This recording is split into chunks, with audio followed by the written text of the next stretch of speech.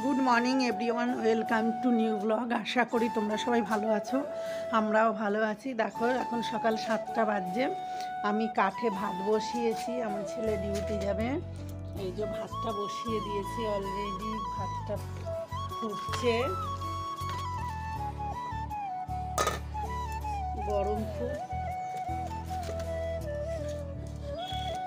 আর ঘরে গিয়ে তরকারিগুলো রান্না করব। দেখো গাছগুলো আমার ফুলে ভরে গেছে, এই দেখো সব গাছগুলোতে আমার ফুল হয়েছে। এই দেখো কত সুন্দর, যেমন কালার তেমন ফুলগুলো অনেক বড় বড় হয়। এই দেখো আরও রয়েছে, দেখো ফুলগুলো কত সুন্দর হয়েছে, আরও আছে অনেক ফুল। দেখো ফুলগুলো দেখেছো কত ফুল হয়েছে। এই দেখো সাদা জবা, এই দেখো অনেক ফুল হয়েছে। এখন আমি এই ফুলগুলো ভাতের হাঁড়িতে উড় দেবো, দিয়ে তুলবো, ঘরে গিয়ে রান্নাটা করব। দেখি ঘরে কি রয়েছে। মনে মনে ভেবেছি কচুর লতি চিংড়ি মাছ দিয়ে একটু ভাপা করবো, আর ডিমের শাক হয়েছে বাড়িতে কটা, তোমাদেরকে আমি দেখাচ্ছি। চলো ডিমের শাকগুলো কোথায় হয়েছে। এই দেখো ডিমের শাক হয়েছে কত। এখন আমি এই ডিমের শাকগুলো তুলে নেব, নিয়ে দিয়ে চিংড়ি মাছ দিয়ে ডিমের শাক দিয়ে ভাপা করবো, আর কচুর লতি দিয়ে চিংড়ি মাছ দিয়ে করবো। দেখো অনেক ডিমের শাক হয়েছে এখানে। তাহলে ডিমের শাকগুলো তুলে নিলাম, এবার ঘরে গিয়ে ডিমের শাকগুলো সুন্দর করে বেছে কেটে নেব। ভাতটাও উতরে গেছে, দেখো ভাতটা উতরে গেছে।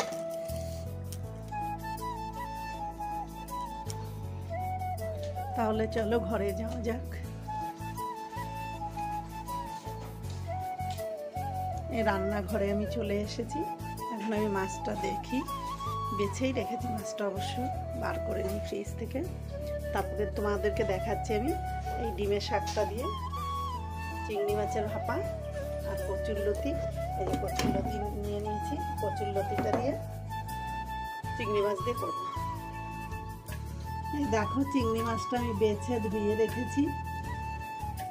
এখন আমি এই শাকগুলো কুচিয়ে নেব সুন্দর করে বেছে, আর এই লতিটা দিয়ে কিছুটা চিংড়ি মাছ দিয়ে রান্না করবো। তোমরা তাহলে দেখতে থাকো কীভাবে করছি আমি, আর কী কী মশলা।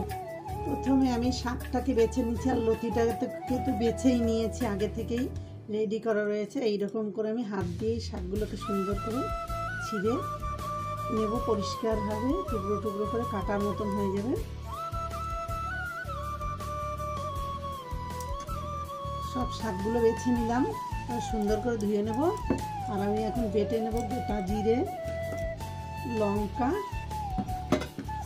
আর একটু আদা দিয়ে দিলাম। গোটা জিরে দিয়ে দেবো, আদা,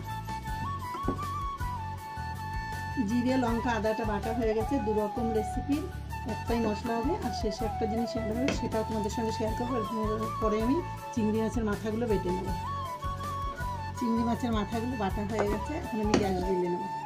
মাছটাকে আমি পরিমাণ মতো নুন হলুদ দিয়ে মেখে প্রথমে ভেজে নেব।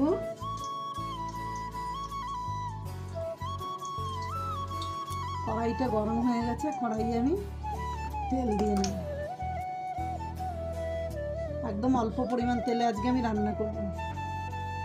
সব মাছটা কিন্তু ভাজে না, কয়েকটা মাছ আমি রেখে দেবো ডিমের শাক ভাপার জন্য। ওই মাছটাকে একদম কুচো কুচো করে কেটে ডিমের শাক ভাপা করবো। এই মাছটা ভাজা হতে হতে আমি এই চিংড়ি মাছগুলো সব টুকরো করে ফেলবো এই ছুরিটা দিয়ে। মাছটা একেবারে টুকরো টুকরো করে কেটে ফেলেছি। এবার এই বেটে রাখা চিংড়ি মাছের মাথা আর এই যে এই মশলাটা দিয়ে আমি ডিমের শাকটাকে সুন্দর করে মেখে রাখবো। দেখো শাকের মধ্যে চিংড়ি মাছটা নিয়ে নিয়েছি, মশলাটা নিয়ে নিয়েছি, আর বেটে রাখা চিংড়ি মাছের মাথাটা কিছুটা নিয়ে নিয়েছি।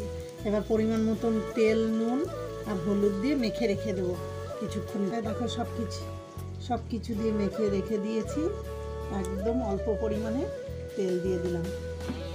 এরপরে কিছুক্ষণ মাখা দেবো, লতিটা রান্না করে তারপরে আমি এইটা ভাপাবো। চিংড়িটা ভাজা হয়ে গেছে, চিংড়িটা আমি নামিয়ে নিলাম। এই তেলেই আমি জিরে ফোড়ন দিয়ে দেবো। এই তেলেই আমি জিরে ফোড়ন দিয়ে দিলাম। জিরেটা লাল হয়ে গেছে, আমি অলরেডি এখন আমি কচুরলতিটা দিয়ে দেবো। কচুরলতিটা দিয়ে দিয়েছি, পরিমাণ মতো নুন, হলুদ আর এই জিরে বাটাটা, যে জিরে আদা মশলা বাটাটা দিয়েছিলাম, এইটা দিয়ে সুন্দর করে নিয়ে ঢাকা দিয়ে দেবো।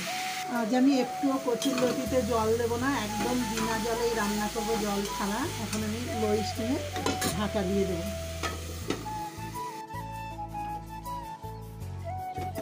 লতির ঢাকাটা খুলে নিলাম, চিংড়ি মাছটা দিয়ে দিলাম লতিতে। লতিটা একেবারে সিদ্ধ হয়ে গেছে, যেহেতু ঢাকা দিয়ে দিয়ে করলাম। আমি এই কড়াইয়ে এই যে মেখে রাখা ডিমের শাক দিয়ে চিংড়ি মাছ দিয়ে এইটা ভাপাতে দিয়ে দেবো। কোনো রকম কোনো তেল মশলা কিচ্ছু দেবো না, কিছুক্ষণ ঢাকা দিয়ে তারপরে নিতে দেবো। চিংড়ি দিয়ে ডিমের শাকের ভাপাও হয়ে গেছে, এখন আমি নামিয়ে নেব। এই যে আমার দুটো রেসিপি হয়ে গেছে, শুধু চিংড়ি মাছ দিয়ে দুটো রেসিপি হলো। চিংড়ি মাছ দিয়ে ডিমের শাক ভাপা আর চিংড়ি মাছ দিয়ে কচুরলতি ভাপা। তোমরা অবশ্যই এরকম করে খাবে, ভালো লাগবে। ভালো লাগলে অবশ্যই আমার চ্যানেলটা লাইক কমেন্ট শেয়ার করে দেবে। যারা এখনও আমার চ্যানেলটা সাবস্ক্রাইব করবে অবশ্যই সাবস্ক্রাইব করে দেবে, ডান দিকে বেল আইকনটা ক্লিক করে দেবে। আর যারা ফেসবুক থেকে ফলো করছো তারা অবশ্যই চ্যানেলটা ফলো করবে। টাটা।